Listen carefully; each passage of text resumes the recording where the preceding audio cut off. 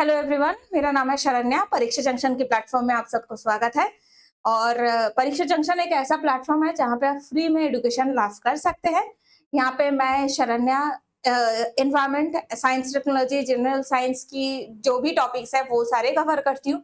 तो आप लोग को अगर हमारे साथ जोड़ना है तो यूट्यूब के साथ साथ thread, Telegram, Facebook, WhatsApp, Twitter, ये सारे प्लेटफॉर्म में आप मौजूद है, तो हमारे साथ जरूर जुड़िए।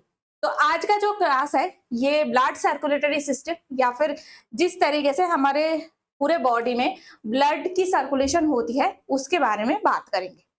ओके, तो ये एक बेसिक डायग्राम है जहाँ पे कुछ कुछ इंपॉर्टेंट ऑर्गन्स है, जैसे कि हार्ट है, उसके बाद ये जो आर्टरीज होती है वो है, ये वेन्स होते हैं वो वेन है, देन सर्कुलेशन में कैपिलरीज होती है, इस लंग्स भी इन्वॉल्व है, लंग्स भी इन्वॉल्व होता है। तो ये सब मिला के ब्लड सर्कुलेटरी सिस्टम किस तरीके से काम करता है, कैसे वो ब्लड को डिफरेंट डिफरेंट डायरेक्शन पे हमारे बॉडी पे पंप करता है, इसके बारे में आज बात करेंगे। तो सर्कुलेशन क्या है? ये एक प्रोसेस है ब्लड को हार्ट से डिफरेंट डिफरेंट बॉडी पार्ट में भेजने के लिए। पंपिंग एक सिस्टम है और उसके बाद क्या होता है कि बॉडी पार्ट्स, हर एक ऑर्गन से, हर एक बॉडी से वो जो ऑक्सीजन है वो वापस दोबारा आते हैं हार्ट में। ये जो प्रोसेस है इसको बेसिकली ब्लड सर्कुलेशन बोलते हैं। तो इसको डिस्कवर किसने किया था? William Harvey. इन्होंने फर्स्ट टाइम डिस्कवर किया था। तो ह्यूमन सर्कुलेटरी सिस्टम जो है इसे कार्डियोवास्कुलर सिस्टम भी कहते हैं। कार्डियो क्यों? कार्डियो का मतलब होता है वो हार्ट से रिलेटेड। ये जो हार्ट है इसको कार्डियो से रिलेटेड कहा जाता है। एंड वास्कुलर मतलब जो वेसल्स होते हैं, ब्लड वेसल्स होते हैं, और उसके लिए इसको वास्कुलर सिस्टम बोलते हैं। तो कार्डियो मतलब हार्ट इन्वॉल्व है, वास्कुलर मतलब वेसल्स या फिर ब्लड वेसल्स इन्वॉल्व है, इसीलिए इसे कार्डियोवास्कुलर सिस्टम भी कहा जाता है। इसका काम क्या है? Responsible for transporting blood, blood को ट्रांसपोर्ट करने में हेल्प करता है, न्यूट्रिएंट्स को ट्रांसपोर्ट करने में हेल्प करता है, गैसेस उसको भी ट्रांसपोर्ट करने में हेल्प करता है। जैसे गैसेस में कौन कौन हो सकता है? ऑक्सीजन है, कार्बन डाइऑक्साइड है, हॉर्मोन्स है एंड डिफरेंट वेस्ट प्रोडक्ट्स है, जो हमारे बॉडी में पूरा का पूरा ट्रांसपोर्ट होता है। ठीक है, तो जो इंपॉर्टेंट एसेंशियल मटेरियल है जैसे ब्लड है, न्यूट्रिशन है, गैस है, हार्मोन है, एंजाइम्स है, वो सारे तो होता ही है। साथ साथ में क्या होता है, जो वेस्ट प्रोडक्ट है वो भी ब्लड के थ्रू मूवमेंट होती है, ये भी ब्लड से ही मूवमेंट होती है। ठीक है, तो इसे हमें याद रखना होगा। तो ये एक बेसिक सर्कुलेशन प्रोसेस है जहाँ पे जो हार्ट होता है वहां से बेसिकली डिफरेंट बॉडी ऑर्गन पे जाते हैं, कैपिलरी फॉर्मेशन करते हैं, लंग्स पे जाते हैं, वहां पे भी गैसियस एक्सचेंज होती है एंड फिर ब्लड जो है वो हार्ट में वापस आते हैं। तो हार्ट सर्कुलेटरी सिस्टम, जो ह्यूमन की सर्कुलेटरी सिस्टम है, उसके कुछ कुछ कंपोनेंट्स हैं। तो कंपोनेंट्स में हमने अभी तक क्या बात किया है कि हार्ट है, ब्लड खुद है, ब्लड वेसल्स है। तो अभी हम हार्ट के बारे में बात करेंगे। तो हार्ट क्या है? ये एक मास्कुलर ऑर्गन है जो पूरे बॉडी में ब्लड को पंप करता है। तो एक्चुअली जो पंपिंग ऑर्गन है वही है हार्ट। ओके, तो इसमें 4 चेंबर है, राइट एट्रियम, राइट वेंट्रिकल। तो इसको ऐसे डिवाइड करते हैं, ये जो पार्ट है this is right side and ये जो पार्ट है this is left side. Okay, तो राइट और लेफ्ट अगर हम देखेंगे तो ऑब्वियसली बोर्ड में ये उल्टा लगेगा क्योंकि हम सामने से देख रहे हैं, बट यही अगर हमारे बॉडी में देखें तो ये जो पार्ट है this is right side and this is left side. Okay, तो राइट में है राइट एट्रियम और राइट वेंट्रिकल। तो हमारी जो हार्ट है वो 4 चेंबर होती है। जैसे कि हमने बायोलॉजी में जो क्लासिफिकेशंस पढ़ा था, मैमल के क्लासिफिकेशन में सबसे पहले हमने देखा कि जो फिश की हार्ट है वो 2 चेंबर की है। पहले फिश जो था उसका 2 चेंबर हार्ट था, उसके बाद फ्रॉग्स में जब आया तो वो 3 चेंबर हार्ट हो गया इवोल्यूशनरी प्रोसेस में। फिर जब रेप्टाइल्स में आया तो रेप्टाइल्स जैसे टार्टल्स है, उसमें क्या हुआ, ये 3.5 चेम्बर हो गया। देन रेप्टाइल्स में क्रोकोडाइल्स जो था, इसमें क्या हुआ, 4 चेम्बर हार्ट दिखने को मिला। एंड ये क्रोकोडाइल्स के बाद में आया बर्ड, एक है मैमल्स आया। तो मैमल्स और बर्ड्स जो था उनमें 4 चेम्बर हार्ट देखने को मिलता है, तो दोनों में 4-4 करके है। तो इसीलिए रेप्टाइल्स में भी अगर कोई बहुत ही एडवांस रेप्टाइल है तो वो कौन सा है, क्रोकोडाइल है, क्योंकि बाकी रेप्टाइल्स में 3.5 चेम्बर है। मतलब ये जो डिविजन है, ये जो बेसिक ये जो डिविजन है, ये रेप्टाइल्स में बहुत अच्छे से बनता नहीं है। तो नीचे की तरफ से थोड़ा सा पार्ट है, बट पूरा का पूरा जो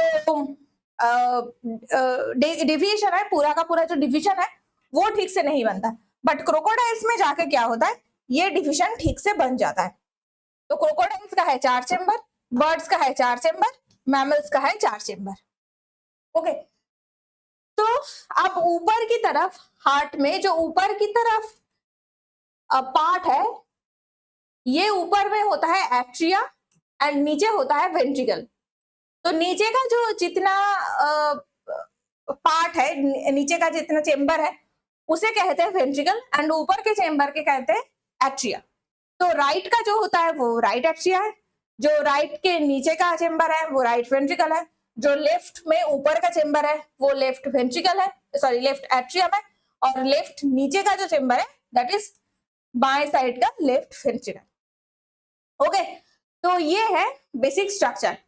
तो एट्रियम क्या है, जहां पे डीऑक्सीजनेटेड ब्लड, मतलब जहां पे ब्लड में कार्बन डाइऑक्साइड ज्यादा है, कार्बन डाइऑक्साइड है इस ब्लड में, तो वो आके पूरे बॉडी से एट्रियम में रिसीव होता है। ठीक है, तो एट्रियम से ये कहां पे जाते हैं, देन नीचे वेंट्रिकल में जाता है। तो वेंट्रिकल में बेसिकली क्या होता है कि ऊपर की जो एट्रियम से ब्लड आई है, वो बेसिकली एट्रियम से जितना भी ब्लड आई है पूरे बॉडी से, वो वेंट्रिकल पे नीचे जाता है। ठीक है, तो वेंट्रिकल में जाके जमा होता है। ये जितने भी डीऑक्सीजनेटेड ब्लड है वो लंग्स में जाने से पहले यहाँ पे जमा होता है। उसके बाद क्या, ये एक चेम्बर हो गया। नेक्स्ट होता है लेफ्ट एट्रियम। तो लेफ्ट एट्रियम क्या है, ये ब्लड जो है ऑक्सीजन के साथ मिला हुआ जो ब्लड है, ऑक्सीजन के साथ जो मिला हुआ ब्लड है वो आके लेफ्ट एट्रियम में जमा होता है। ओके, फिर वो क्या करता है, वहां से लेफ्ट एट्रियम से लेफ्ट वेंट्रिकल मतलब नीचे की तरफ पहुंचता है। ठीक है, तो ऑक्सीजनेटेड ब्लड मतलब जहां पे ऑक्सीजन की क्वांटिटी अमाउंट ज्यादा है वो होता है ऑक्सीजनेटेड ब्लड। ये क्या होता है, जाएगा फिर लेफ्ट वेंट्रिकल में एंड वहां से पूरे बॉडी में ट्रांसपोर्ट होता है। ठीक है, पूरे बॉडी में ये ट्रांसपोर्ट होगा। उसके बाद आते हैं ब्लड वेसल्स पे। तो ब्लड वेसल्स हमें 3 तरीके का देखने को मिलता है, एक एट्रियम है, एक वेंट्रिकल है, तीसरा है कैपिलरी। तो एट्रियम या फिर आर्टिकल्स जो ब्लड वेसल्स है वो होता है आर्टरीज, वेन्स एंड कैपिलरीज। तो आर्टरीज क्या होता है, ये ऑक्सीजन के मिला हुआ जो ब्लड होता है उसको कैरी करता है। तो ऑक्सीजनेटेड ब्लड को ये क्या करते हैं, हार्ट पे लेके आते हैं, लेके आने के बाद लेफ्ट वेंट्रिकल से वो पूरे बॉडी में ट्रांसफर होता है, क्योंकि ऑक्सीजन का ही ट्रांसपोर्ट तो करना है, और ऑर्गन डिफरेंट बॉडी पार्ट से जो कार्बन डाइऑक्साइड मिला हुआ ब्लड है उसको जाके हार्ट में लेके जाना है। तो जो ऑक्सीजन कैरी करता है उसे आर्टरी कहते हैं, जो कार्बन डाइऑक्साइड कैरी करता है उसे वेन्स कहते हैं। यह है बेसिक डिफरेंस। तो ऑक्सीजनेटेड ब्लड कैरी करता है, हार्ट से बाकी बॉडी पार्ट में जाते हैं एक्सेप्ट पाल्मोनरी आर्टरी। तो ये जो पाल्मोनरी आर्टरी होती है ये क्या करते हैं, डीऑक्सीजनेटेड ब्लड कैरी करता है। ये आपको याद रखना होगा। पाल्मोनरी आर्टरी जो है ये डीऑक्सीजनेटेड ब्लड कैरी करता है। They have thick muscular walls to withstand the high pressure of heart pumping. तो इसका ये जो आर्टरी है, आर्टरी के जो वॉल है वो इतना थिक क्यों होता है? क्योंकि हार्ट तो पंप कर रहा है, अब पंप करने की वजह से प्रेशर बहुत होगा, तो उस प्रेशर को टॉलरेट करने के लिए आर्टरी के जो वॉल होता है वो बहुत ही मोटा होता है, ये याद रखना होगा, ठीक है। तो हाई प्रेशर रहता है आर्टरी में because of heart pumping, heart की पंपिंग की वजह से प्रेशर बहुत रहता है, इसीलिए इसका जो वॉल है वो बहुत ही मोटा है। नेक्स्ट है वेन्स। तो वेन्स क्या करता है? ये डीऑक्सीजनेटेड ब्लड कैरी करता है, मतलब जिस ब्लड में कार्बन डाइऑक्साइड का मिलावट ज्यादा है वो वाले ब्लड वेन्स कैरी करता है, एक्सेप्ट पल्मोनरी वेन्स जो ऑक्सीजनेटेड ब्लड कैरी करता है। तो आपको याद रखना है, पल्मोनरी जो सिस्टम हमने पढ़ा था वो लंग से रिलेटेड था, ऑलरेडी हमने पढ़ा था। तो पल्मोनरी जो आर्टरी है वो क्या करता है? डीऑक्सीजनेटेड ब्लड कैरी करता है। पल्मोनरी वेन जो होता है वो ऑक्सीजनेटेड ब्लड कैरी करता है, ठीक है। तो ये आपको याद रखना होगा। Then veins have thinner walls than arteries. तो बेसिकली जो वेन्स होते हैं उसकी वॉल बहुत ही पतला होते हैं, क्यों? क्योंकि हार्ट से तो ये पंप नहीं हो रहा है, तो फिर ऑब्वियसली दिक्कत क्या है कि हमें इतना प्रेशर को टॉलरेट नहीं करना पड़ेगा, वेन्स में इतना प्रेशर नहीं होता, तो इसीलिए क्या होता है कि जो सेल वॉल है वो वॉल इतना मोटा नहीं होता, आर्टरी की तरह मोटा नहीं होता, ठीक है। बट आपको ये तो देखना है कि हार्ट एक पंप कर रहा था, तो उसकी वजह से आर्टरी में एक ही डायरेक्शन में ब्लड जा रहा था, क्योंकि जो आर्टरी है वो हार्ट से बॉडी पार्ट्स में ब्लड को ट्रांसपोर्ट कर रहा है, तो एक ही डायरेक्शन में जाएगा। अब वेन्स जो है उसमें क्या है, कोई स्पेसिफिक डायरेक्शन तो नहीं है, उसमें हार्ट पे जाना है क्या फिर दूसरे बॉडी पार्ट पे जाना है ये भी नहीं पता। प्रेशर अगर रहता है तो भी एक डायरेक्शन पे जाता है, वो प्रेशर भी नहीं है। तो वेन्स से हार्ट पे आना है, वेन्स के थ्रू ब्लड को हार्ट पे आना है, ये डिसाइड कैसे होता है, या फिर ये जो वन वे फ्लो है वो कैसे हो रहा है? बिकॉज यहां पे क्या होता है, वाल्व रहता है वेन्स में, वो जो वन वे की डायरेक्शन है उस डायरेक्शन को मेंटेन करने के लिए वाल्व रहता है। ये वाल्व क्या होता है, अगर एक ही डायरेक्शन में खुलेगा तो जी इस डायरेक्शन में अगर खुलता है तो ब्लड ऐसे पहुंच सकता है, ब्लड ऐसे मूव करेगा, उल्टे डायरेक्शन में ब्लड जा ही नहीं सकता। तो बॉडी पार्ट से हार्ट की तरफ ही आएगा, हार्ट से बॉडी पार्ट की तरफ नहीं जा सकता। उसको कौन इंश्योर करता है? ये वाल्व इंश्योर करता है। इसीलिए आर्टरी पे वाल्व नहीं मिलता, सिर्फ वेन्स पे मिलता है। ओके, नेक्स्ट आते हैं कैपिलरीज। तो कैपिलरीज क्या है? बहुत छोटे छोटे ब्लड वेसल्स है जहां पे गैसियस एक्सचेंज होता है। यहाँ पे जो वाल है, कैपिलरी की जो वाल है वो बहुत ही पतला है क्योंकि गैसियस एक्सचेंज की जरूरत है। तो ये जो कैपिलरी है, कैपिलरी ऐसे दिखता है जहां पे जो सेल वाल है एक बहुत छोटा छोटा सेल्स रहता है, ना तो इतना मोटा है ना इतना मोटा है, एकदम से ही पतला है, ठीक है।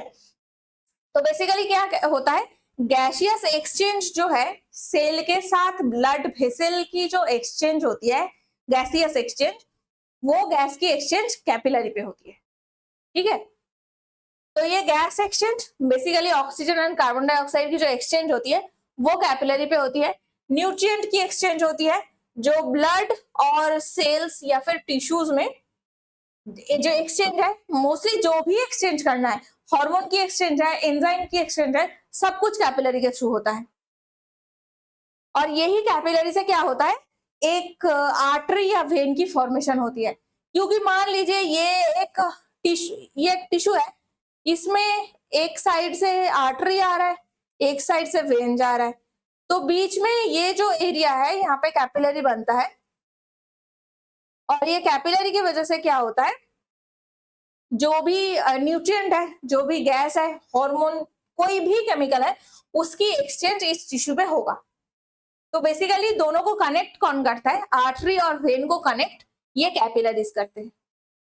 ठीक है, तो आई होप ब्लड वेसल्स को आपको समझ में आ रहा है। नेक्स्ट कंपोनेंट है ब्लड। तो सर्कुलेटरी सिस्टम में ब्लड तो होनी ही चाहिए। तो ये ब्लड जो है वो ट्रांसपोर्ट की मीडियम है। ठीक है, ये ट्रांसपोर्ट की मीडियम है in the circulatory system and बहुत सारे कंपोनेंट से बने हैं। तो कंपोनेंट्स क्या क्या है? सबसे पहले तो है blood plasma.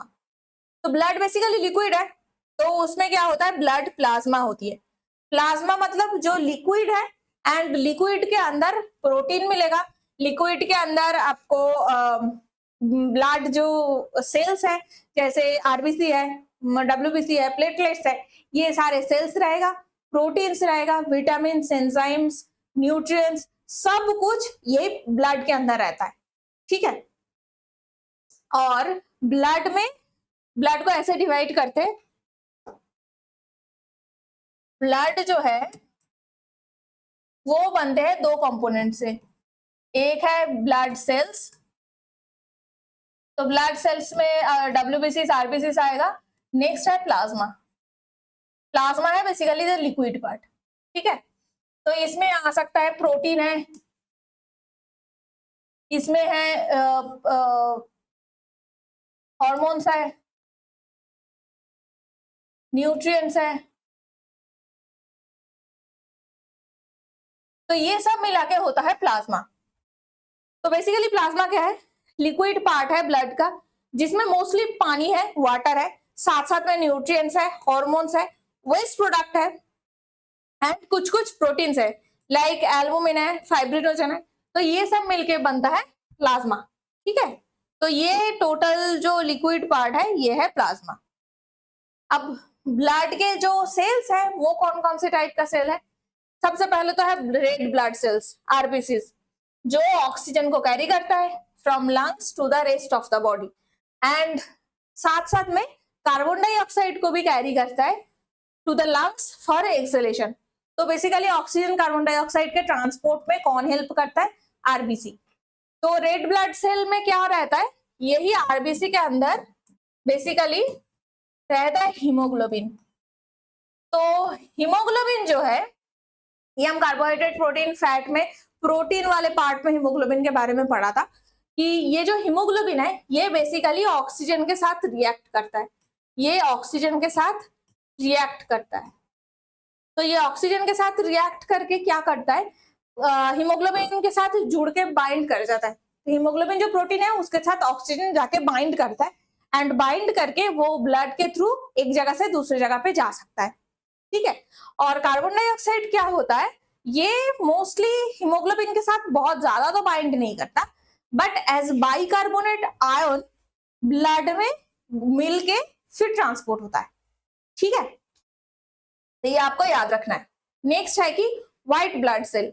White blood cells जो होता है वो मोस्टली इम्यून सिस्टम का एक पार्ट है जो इन्फेक्शन को फाइट करते हैं एंड जो भी बाहर के माइक्रोब्स होते हैं उसको फाइट करते हैं। ठीक है, तो ये आपको याद रखना है। नेक्स्ट है कि प्लेटलेट्स। प्लेटलेट्स जो है वो ब्लड क्लॉटिंग में हेल्प करता है। अब याद है ब्लड क्लॉटिंग होता क्या है? तो बेसिकली अगर आपके हाथ कट जाए तो थोड़े टाइम बाद देखेंगे, 1 मिनट बाद ब्लड खुद से ऐसे गिरना बंद हो जाएगा। ब्लड जो निकलते हैं वो बंद हो जाता है। वो क्यों होता है? क्योंकि हमारे ब्लड में कुछ कुछ ऐसे सेल्स है जो खुद ही ऐसे जम जाता है, वो जो कटा हुआ जगह है उस जगह पे, और जो ब्लड ऐसे निकल रहा था उसको बंद कर देता है। ये बेसिकली वुंड हीलिंग का प्रोसेस है। इसे ये जो सेल्स काम करता है उसे प्लेटलेट्स कहते हैं। ठीक है, इसे आपको याद रखना है। तो see these are some different types of red blood cells. White blood cells में कौन कौन है? लिम्फोसाइट है, मोनोसाइट है, साथ साथ में योसिनोफिल, बेसोफिल, न्यूट्रोफिल। तो ये जो है एक एक तरीके का व्हाइट ब्लड सेल्स है। इसका आपको नाम याद रखना है। सबसे पहले तो है लिम्फोसाइट एंड मोनोसाइट, देन आते हैं ईओसिनोफिल, न्यूट्रोफिल एंड बेसोफिल। ये हो गया आपका डब्ल्यूबीसीज। ठीक है, रेड ब्लड सेल हमने ऑलरेडी देख लिया एंड इसी के वजह से ब्लड जो है वो रेड कलर का होता है and these are some platelets. तो ये होते हैं कुछ कुछ प्लेटलेट्स। ठीक है, तो इतना तो हमने पढ़ लिया। अब एक चीज हमें जानना है, सीरम क्या होता है।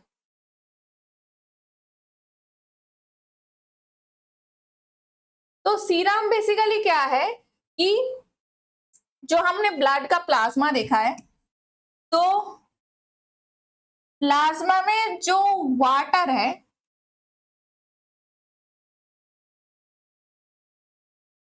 एंड प्रोटीन मॉलिक्यूल्स है एंड न्यूट्रिएंट्स, प्रोटीन्स, ये सारे हैं। तो ये जो वाटर है इसे सीरम कहते हैं। This is called serum.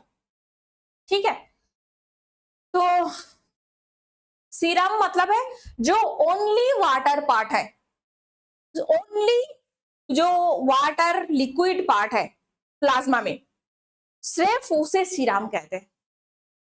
ठीक है, इसमें और एक चीज आपको जानना है, लिम्फ। लिम्फ मतलब क्या होता है, ये जो ब्लड का सीरम है, ये सीरम एंड ये जो लिम्फोसाइट सेल्स है, तो ये लिम्फोसाइट्स एंड सीरम, ये जो दो चीज है, ये मोस्टली क्या करता है, ब्लड वेसल के थ्रू ब्लड पास हो रहा है, तो कभी कभार क्या करता है, ब्लड वेसल से लीक करता है। तो जो पानी है वो तो लीक कर ही सकता है, तो वो पानी और जो ब्लड के लिम्फोसाइट सेल्स होते हैं, ये लिम्फोसाइट सेल्स क्या करता है, लीक करके सेल्स के चारों तरफ जम जाता है, इसे लिम्फ कहते हैं। तो लिम्फोसाइट सेल्स रहता है उसमें सिर्फ, इसीलिए लिम्फ कहते हैं, और जो सीरम पार्ट है वो रहता है, मतलब जो पानी वाला पार्ट है वो रहता है। ठीक है, इसे लिम्फ कहते हैं। ये भी एक स्पेसिफिक टाइप का सर्कुलेटरी सिस्टम है हमारे बॉडी पे। लिम्फ नोड्स होते हैं कुछ कुछ, जहाँ पे लिम्फ जमा हुआ रहता है। अगर आपको उस जगह पे धक्का लग गया या फिर कट कर गया, तो फिर दिखता है ऐसे येलोइश कलर का, कुछ पानी की तरह निकलता है। तो वो लिम्फ नोड्स होते हैं जहां पे ये लिम्फोसाइट सेल्स जो है जमा रहता है। ठीक है, और ये लिम्फोसाइट क्या करते हैं, बॉडी के इम्यून सिस्टम में काम करता है। ठीक है, तो पैरेलल सर्कुलेटरी सिस्टम हमारे बॉडी में ब्लड के अलावा और कौन सा है, वो लिम्फ सिस्टम है, लिम्फेटिक सिस्टम या फिर लिम्फ सिस्टम है। आई होप इतना समझ में आ रहा है सबको।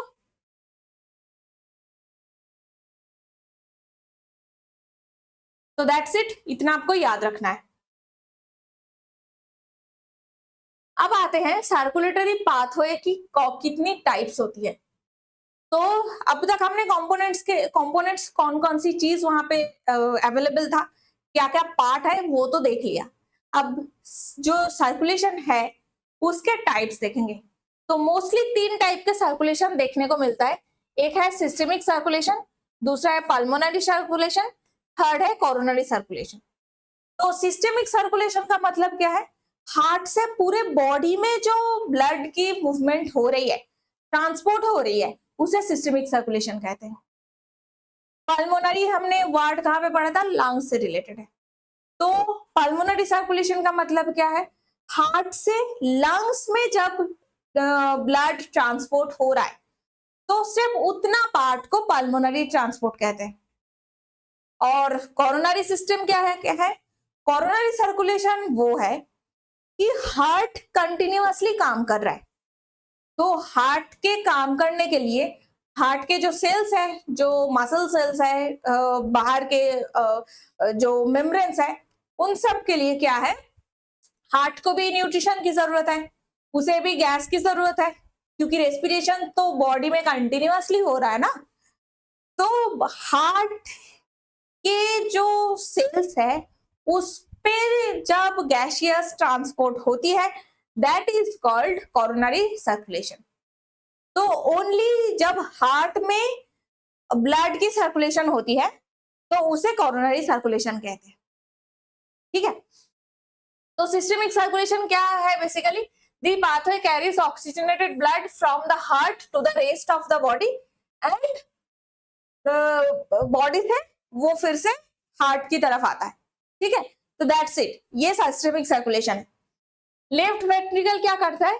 बॉडी में हार्ट की जो लेफ्ट वेंट्रिकल है वो पंप करता है ब्लड को थ्रू एओर्टा। उसके बाद एओर्टा की ब्रांचिंग होती है, होके स्मॉलर आर्टरी की फॉर्म होती है जो ऑर्गन में, टिश्यूज में ऑक्सीजनेटेड ब्लड को पहुंचाता है। ओके, तो ऑक्सीजन फिर क्या होता है? एक्सचेंज होता है टिश्यू में एंड कार्बन डाइऑक्साइड जो है वो कैपिलरी के थ्रू पहले वेन्स फॉर्मेशन करते हैं, फिर वेना के बाद जो बड़े वेन्स है उसको फॉर्मेशन करते हैं एंड फिर हार्ट में आके पहुंचता है। एंटर कहां पे करते हैं? राइट एट्रियम में। ठीक है, तो ये होता है सर्कुलेशन। तो सर्कुलेशन बेसिकली क्या है कि ये जो लेफ्ट वेंट्रिकल, ये लेफ्ट वेंट्रिकल से स्टार्ट हो रहा है। लेफ्ट वेंट्रिकल से जो है हर एक इसमें बॉडी के हर एक पार्ट में, जैसे अपर बॉडी पार्ट है, लिवर है, किडनी है, ये हेपाटिक आर्टरी, तो ये डिफरेंट डिफरेंट जगह पे, स्टोमक, किडनी, ये सारे जगह पे क्या है? बेसिकली ब्लड जाके पहुंचता है हर एक ऑर्गन पे, वहां पे कैपिलरी की फॉर्मेशन होती है। ये हर एक कैपिलरी फॉर्म हुई है, यहाँ पे गैस की एक्सचेंज हुई एंड गैस एक्सचेंज होने के बाद जो डीऑक्सीजनेटेड ब्लड या फिर कार्बन डाइऑक्साइड वाले ब्लड था वो फिर से जाके ये राइट एट्रियम पे पहुंचता है एंड राइट एट्रियम पे मतलब हार्ट की जो राइट एट्रियम है वहां पे जाके पहुंच जाता है। तो यहां तक जितना हमने देखा था this is systemic circulation. Okay, तो आई होप इतना पता समझ में आ रहा है सबको कि अब बॉडी पार्ट में वो ब्रेन हो सकता है, वो हमारी लिवर हो सकती है, डाइजेस्टिव सिस्टम में ये स्टोमक हो सकता है, इंटेस्टाइन हो सकता है, किडनी हो सकता है, कुछ भी हो सकता है। ठीक है, तो दैट इज सिस्टमिक सर्कुलेशन। अब आते हैं पल्मोनरी सर्कुलेशन में।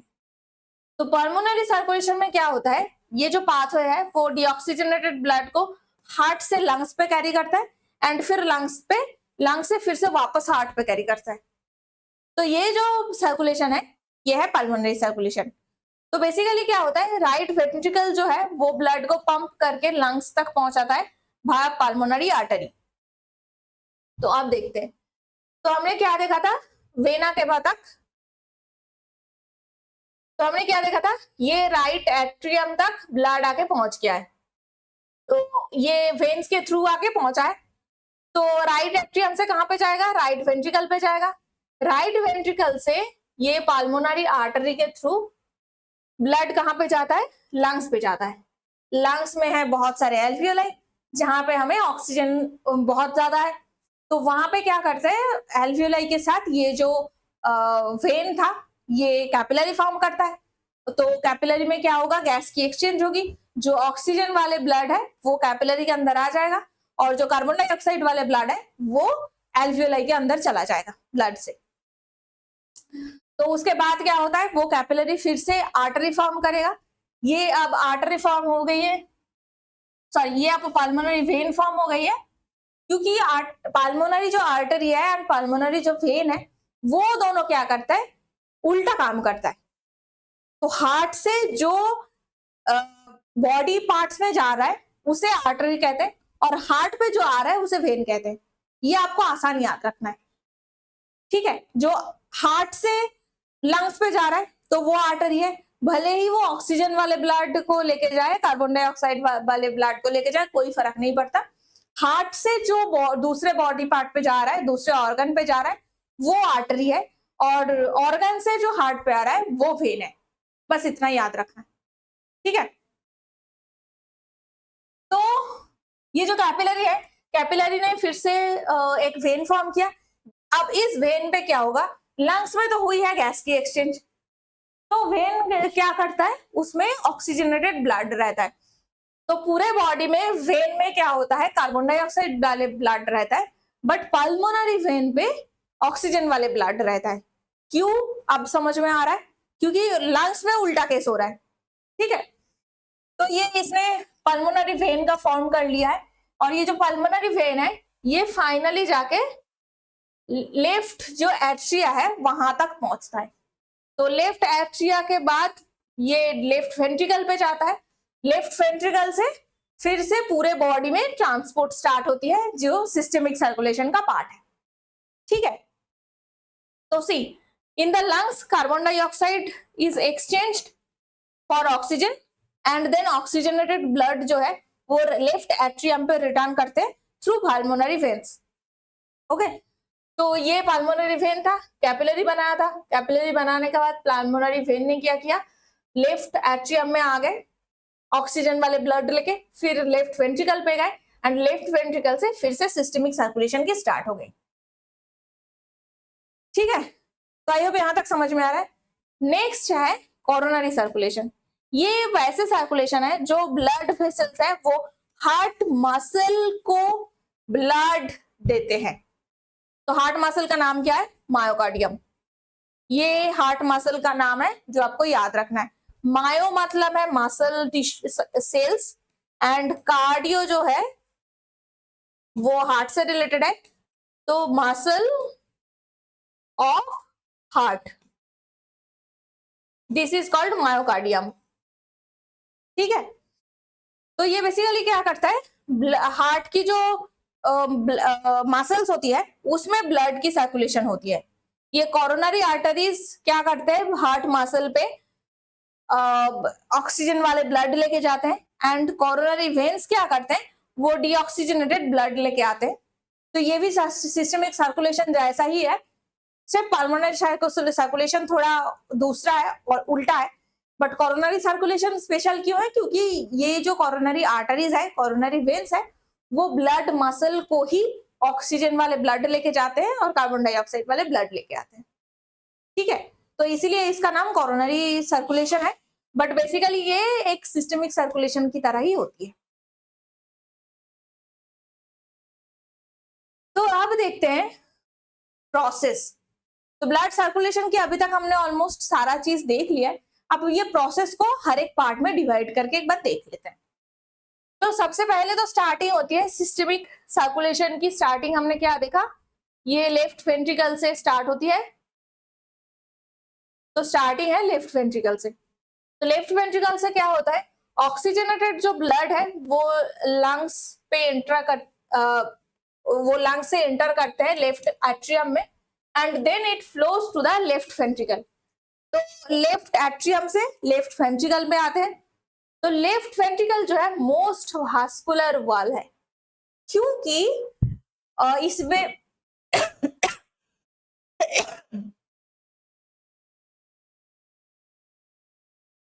तो दिक्कत क्या है कि जो लेफ्ट वेंट्रिकल है वो मोस्ट मस्कुलर वाला है, क्योंकि यही वेंट्रिकल से ब्लड पंप होके पूरे बॉडी में जाने वाले हैं। तो पूरे बॉडी में जब जाएगा तो पंपिंग की प्रेशर भी बहुत ज्यादा होनी चाहिए, क्योंकि वो ग्रेविटेशन के अगेंस्ट हमारे बॉडी पे भी, हमारे सर के ऊपर भी आएगा, जो ब्रेन है वहां तक भी पहुंचेगा, हमारी किडनी तक पहुंचेगा, हमारे जो पैर है वहां तक पहुंचेगा, फुट, हर एक जगह, हैंड, जहां मतलब जो एक्चुअली हार्ट से दूर दूर के एरियाज है वो सारे एरियाज पे पहुंचेगा। तो इसीलिए क्या होता है कि लेफ्ट वेंट्रिकल जो है उसकी वाल सबसे मस्कुलर वाल होता है, because it needs to generate enough force. हमें फोर्स बहुत चाहिए to pump blood throughout the body. तो लेफ्ट वेंट्रिकल से जो ब्लड पंप होता है वो सबसे पहले एवार्टे पे पहुंचते हैं, एवार्टे पे जाते हैं। तो लेफ्ट वेंट्रिकल से ऑक्सीजन रिच जो ब्लड है वो एवोटिक वाल्व के थ्रू एवार्टा में जाके पहुंचते हैं, जो हमारी बॉडी की लार्जेस्ट आर्टरी है। ठीक है, तो अब एओर्टा जो है, this is aorta, see this is aorta. Okay, तो एवोर्टा पे जाते हैं, ये हमारे बॉडी की ऊपर की तरफ है, ये नीचे की तरफ है और बीच में हमारे हार्ट रहते हैं।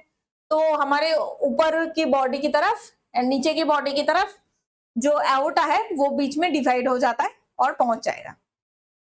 तो एवोर्टा क्या होता है, उसके बाद स्मॉलर आर्टरीज में डिवाइड हो जाते हैं। एक हमारे ऊपर की तरफ आना है, हार्ट से ऊपर की तरफ आएगा, एक नीचे की तरफ आएगा, तो दो पार्ट में ऐसे डिवाइड हो जाता है। उसके बाद क्या होता है, छोटे छोटे आर्टरीज होती है जो ऑक्सीजन वाले ब्लड को बहुत सारे ऑर्गन्स में, टिश्यूज में कैरी करते हैं। ठीक है, नेक्स्ट आते हैं आर्टरीज एंड आर्टरियोल्स। तो अब आर्टरी एंड आर्टरियोल्स की फॉर्मेशन होना है। तो ब्लड जैसे ही एवोर्टा के थ्रू मूव करते हैं, छोटे छोटे आर्टरीज में डिवाइड होता है एंड फिर वो भी और स्मॉल स्मॉल हो जाता है जो आर्टरियोल्स कहते हैं। ठीक है, तो ये वेसल्स जो होती है वो बेसिकली क्या करते हैं, ऑक्सीजन को डिलीवर करते हैं, न्यूट्रिएंट्स को डिलीवर करते हैं सेल्स में, टिश्यूज में, ऑर्गन्स में, जैसे कि ब्रेन है, मसल है, डाइजेस्टिव सिस्टम है, यहाँ पे स्टोमक है, इंटेस्टाइन है, लिवर है, बाइल डक्ट है। तो वो सारे एरियाज में ऑक्सीजन और न्यूट्रिएंट्स को डिलीवर करता है। कौन करता है, ये एओर्टा और आर्टरियोल्स। ओके, नेक्स्ट क्या होता है, ये और इतना छोटा हो गया है, उसके बाद और भी छोटे छोटे कैपिलरीज को फॉर्म करते हैं। तो ये कैपिलरीज नेक्स्ट पार्ट है। तो आर्टरियोल्स जो होता है वो बाद में कैपिलरी में जो कन्वर्ट हो जाता है, जो बहुत ही छोटा होता है, उसमें बेसिकली जो एक्सचेंजिंग पार्ट होती है वो यहीं पे होती है, which is tiny thin walled blood vessels where the exchange of oxygen nutrient waste products being done। जैसे ऑक्सीजन है, न्यूट्रिएंट्स होती है, वेस्ट प्रोडक्ट, कार्बन डाइऑक्साइड, ये सब की जो एक्सचेंज है वो कैपिलरीज में होती है। जैसे ये कैपिलरी बना है, ये कैपिलरी बना है, ये लिवर के, ये पल्मोनरी कैपिलरी मतलब लंग्स की में कैपिलरी बना है, ये फुट में कैपिलरी बना है, ये हो सकता है किडनी पे कैपिलरी बनाया हो। ठीक है, तो ये सारे कैपिलरीज होती है। Oxygen and nutrients diffuse from blood into the cells, the body cells. तो बेसिकली ये जो एक्सचेंज होता है वो एक्सचेंज कैसे होता है, डिफ्यूजन प्रोसेस में। डिफ्यूजन प्रोसेस में क्या होता है कि ये ब्लड से हमारे जो सेल्स हैं वहां पे ट्रांसपोर्ट होता है एंड जो वेस्ट प्रोडक्ट होता है जैसे कार्बन डाइऑक्साइड है वो बॉडी से हमारे ब्लड पे आ जाता है। ठीक है, तो ये था आर्टरी की सर्कुलेशन की स्टेप्स। अब आते हैं वेन्स की सर्कुलेशन में। तो कैपिलरी तो हमने देख लिया था, कैपिलरी तक हमने बात कर लिया है। अब कैपिलरी में जब एक्सचेंज हो गया है तो नेक्स्ट क्या होता है, वो कैपिलरीज जुड़ के एक एक करके जुड़ने लगता है एंड फिर क्या होता है, वेन्यूल्स की फॉर्म करता है, वेन्यूल्स फॉर्म करता है। तो after exchange occurs the deoxygenated blood, जो बेसिकली अब ऑक्सीजन को तो दे दिया, तो कार्बन डाइऑक्साइड वापस ले लिया है, वेस्ट प्रोडक्ट वापस ले लिया है, तो वैसे जो ब्लड होता है वो टाइनी वेसल्स जो है वेन्यूल्स फॉर्म करते हैं। ठीक है, दीज आर स्मॉलेस्ट वेन्स। तो आर्टरीज के स्मॉलेस्ट पार्ट क्या था, आर्टरियोल्स था। वेन्स के स्मॉलेस्ट पार्ट क्या है, वेन्यूल्स है। नेक्स्ट ये वेन फॉर्म करते हैं, जो वेन्यूल्स होते हैं वो मार्च होके बड़े वेन्स फॉर्म करते हैं जो डीऑक्सीजनेटेड ब्लड को हार्ट की तरफ मूव करता है। ठीक है, this veins are under low pressure. तो इसमें क्योंकि अब जो प्रेशर पे एक्सचेंज होना था तो ऑलरेडी एक्सचेंज हो गई है, अब हार्ट की तरह और कोई फंक्शन करने वाला तो है नहीं ऑर्गन्स में, तो यहाँ पे जो ब्लड की प्रेशर है ये बहुत कम होता है। तो ये कम प्रेशर में वन वे फ्लो को कंटिन्यू करने के लिए वेन्स में क्या होता है, वाल्व रहता है। ओके, तो वाल्व है जो ब्लड की फ्लो को बैकवर्ड होने में प्रिवेंट करता है। ठीक है, तो it ensures the move in correct direction. Okay, next है superior and inferior vena cava. तो सुपीरियर वेना केवा जो है वो एक्चुअली बॉडी की अपर पार्ट से ब्लड को कलेक्ट करके हार्ट पे लेके आता है, एंड इंफीरियर वेना केवा जो है वो बॉडी की नीचे की जितना वेन्स था वहां से ब्लड कलेक्ट करके हार्ट पे लेके आता है। तो superior vena cava inferior vena केवा ऐसा कुछ नहीं है, एक बॉडी के ऊपर पार्ट से ब्लड कलेक्ट करते हैं, एक नीचे बॉडी के नीचे के पार्ट से ब्लड कलेक्ट करता है। Okay, so the veins from the upper and lower body parts converge into two large veins। तो अब इतने सारे छोटे छोटे वेन्यूल्स हार्ट में डायरेक्टली तो नहीं पहुंच सकता है, तो सबको धीरे धीरे मार्च करना है, तो मार्च होके दो ऐसे वेना केवा बनते हैं। ठीक है, एक superior vena cava which carries blood from the upper body and inferior vena cava which carries blood from the lower body। तो अपर बॉडी और लोअर बॉडी से ब्लड को कलेक्ट करते हैं। Then these two drains deoxygenated blood into right atrium। तो finally क्या होता है, जो ये है सुपीरियर वेना केवा, ये है इंफीरियर वेना केवा। ठीक है, ये दोनों जगह से ब्लड आके राइट एट्रियम में पहुंच जाता है। ठीक है, तो फिर राइट एट्रियम से जैसे ही पहुंचता है, that is the completion of systemic circulation.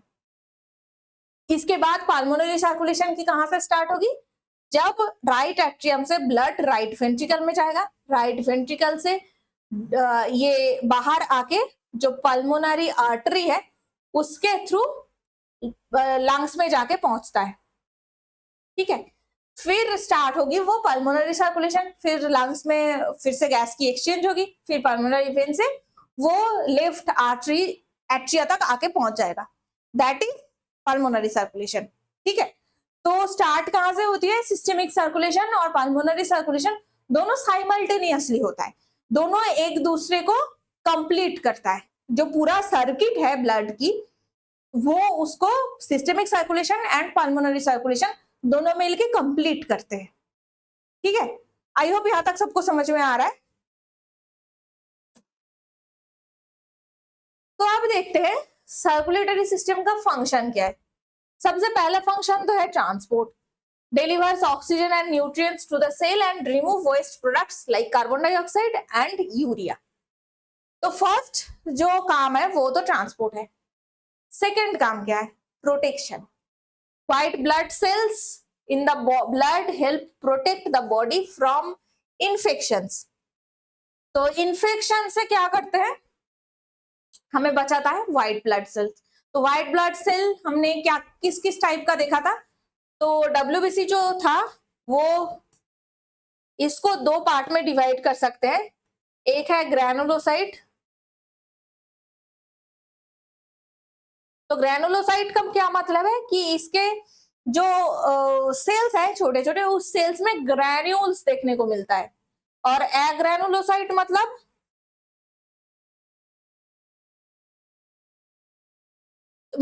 क्या, इसके अंदर वो जो ग्रैन्यूल्स है वो नहीं होता है।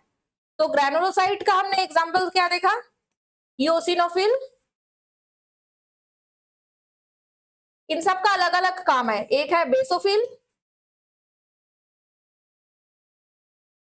एक है न्यूट्रोफिल।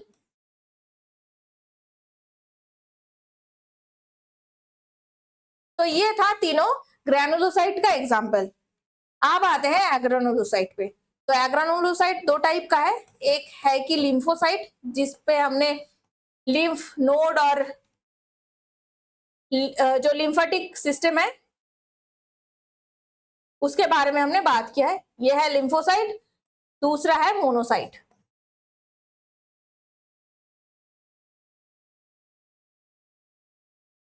ठीक है, तो ये इतने तरह के WBCs होते हैं जो कि हमने पहले एक बार फोटो में देख लिया है। सी, ये अगर फोटो आपको याद रहा होगा,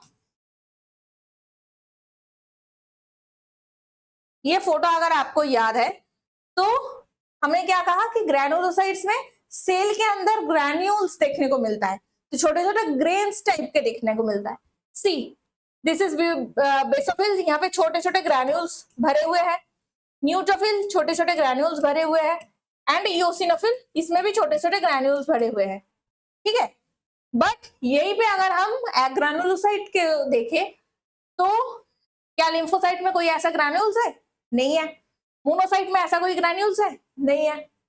तो बेसिकली ये जो हमारी व्हाइट ब्लड सेल है, इसका एक टाइप का डिफरेंशिएशन प्रोसेस है।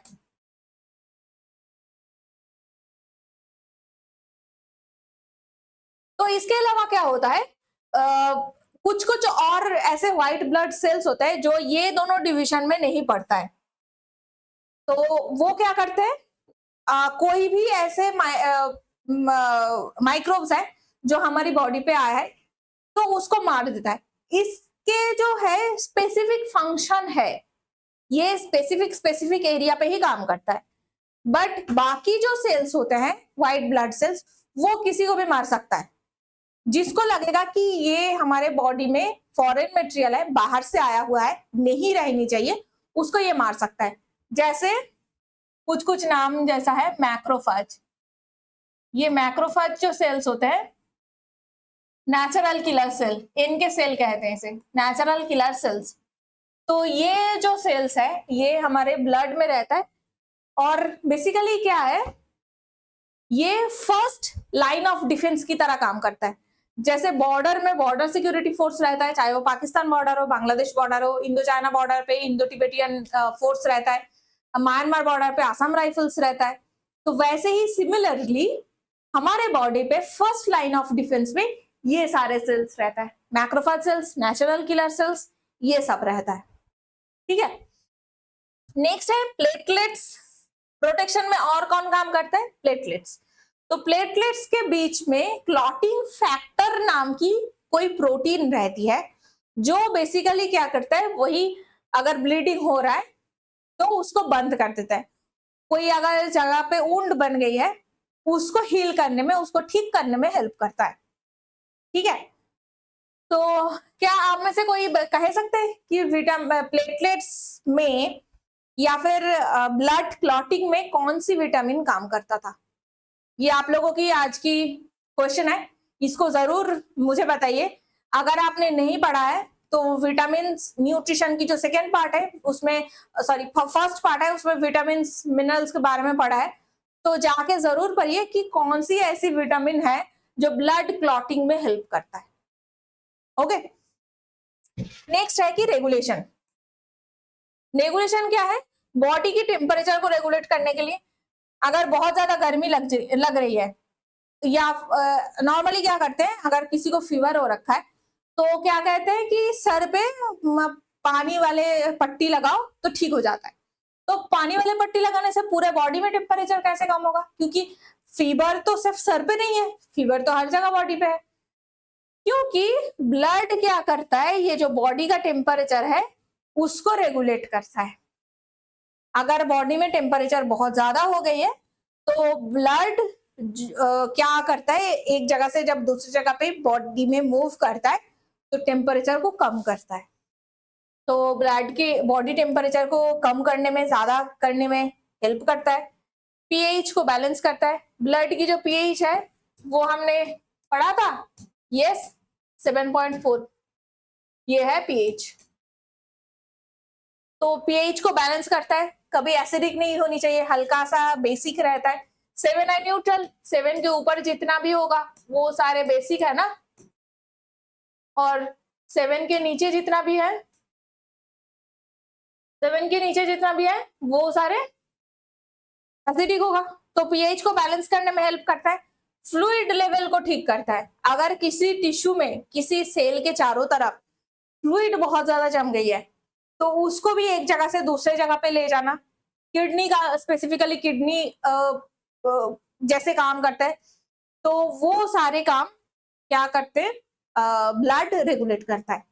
ठीक है, तो दैट्स इट, आपको बस इतना ही याद रखना था। ब्लड सर्कुलेशन सिस्टम से बहुत सारे क्वेश्चंस पूछे जाते हैं, इसके बारे में भी हम डिटेल्स में बात करेंगे। अभी आपको बस इतना ही ध्यान रखना है। So that's it for the day. अगर आपको हमारे साथ कांटेक्ट करना है तो नीचे दिए गए डिस्क्रिप्शन में जो नंबर है वहां से आप कांटेक्ट कर सकते हैं। अगर आपको वीडियोस अच्छी लगी है, हेल्पफुल लगी है, तो इसको लाइक कीजिए, अपने दोस्तों के साथ शेयर कीजिए, ताकि वो भी जो क्वालिटी कंटेंट परीक्षा जंक्शन में हम फ्री में देते हैं, तो आपके दोस्त लोगों को भी वो पहुंचे। एंड सब्सक्राइब कीजिए टू परीक्षा जंक्शन।